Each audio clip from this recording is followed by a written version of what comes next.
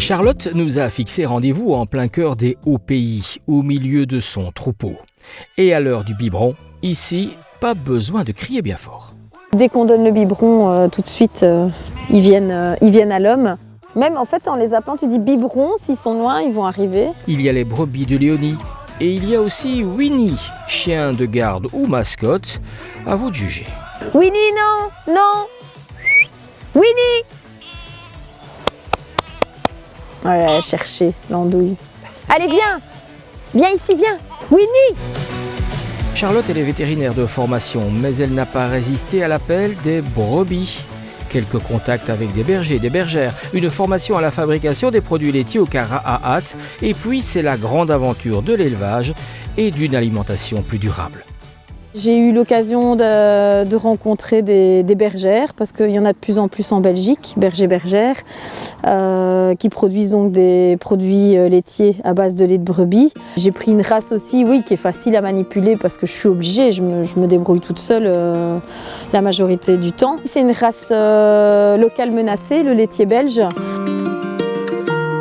C'est de la chimie en fait, le travail avec le fromage, il y a de la biologie aussi, donc quand on est un peu scientifique et qu'on aime ça, en fait c'est même passionnant, quoi.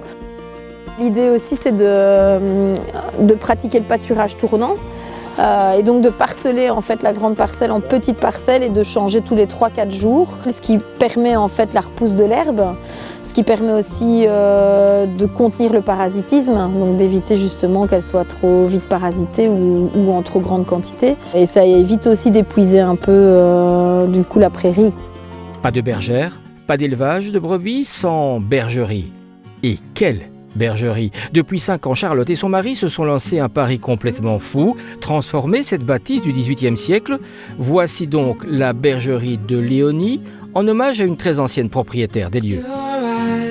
Et ici aussi, entre la traite et la transformation du lait, il n'y a que quelques fromages et autres produits dérivés, fromages frais ou affinés, des glaces et des yaourts. Donc là, c'est pour la préparation de la feta, mais ici, je le fais pasteuriser mon lait.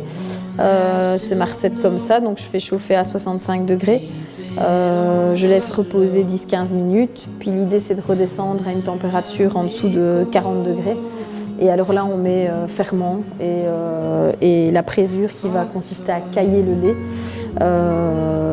Et donc pour obtenir après ce qu'on voit là sur la table, quoi. Je fais fromage frais, nature ou enrobé d'épices. Donc c'est le fromage frais mais qui reste affiné 1 semaine, 15 jours. Et là j'ai pour objectif de faire un brie. C'est des produits de qualité, local, en circuit court. Pour moi c'est important aussi que les gens réapprennent à se nourrir de cette façon-là.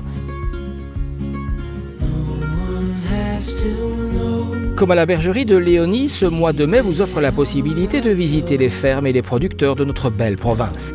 Charlotte vous attend les 24 et 25 mai. Dégustation des produits, visite de la ferme et activités pour les enfants. Pour les autres rendez-vous en terre agricole, rendez-vous sur le site qui s'affiche sur votre écran. Je suis certain qu'il y a une ferme à visiter près de chez vous.